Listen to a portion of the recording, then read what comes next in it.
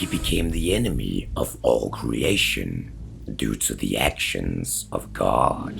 Once, before he became the Lord of Flies, he was one of heaven's brightest spirits, not just one of the first, but also one of the greatest to fall, not out of temptation, but out of God's humiliation. Mortals in the city of Ekron once worshipped him as Ball of Flies. He was the god of healing, divine prognosis, and recovery from illness. The people of Ekron believed that the presence of flies meant that God was near, watching the sickbed, and that the flies would carry the disease away.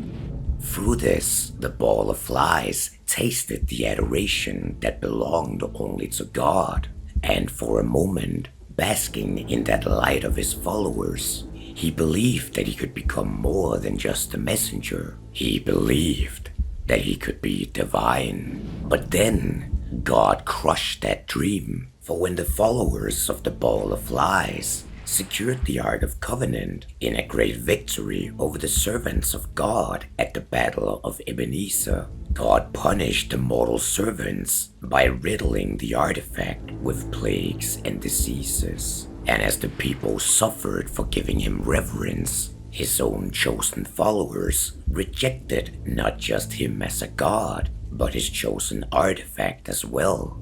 And to an angel, that kind of rejection is not merely punishment, it is a heavenly annihilation. Within that wound of rejection, hatred took root, not the rebellious pride of Lucifer, nor the cunning ambition of Mammon. It was something deeper, something darker, the rage of a child who believed his father had stolen his birthright. He believed that the worship meant for him had been taken from him. He believed that the divine throne of God was rightfully his, and he believed that the Father of all creation had denied him the destiny that he deserved. And so he labored for millennia, growing his hate, forging the Black Grail, which he first released on the people of Ekron for turning their backs on him, transforming the former glorious city into a festering stronghold of the worst disease ever encountered in the earthly realm.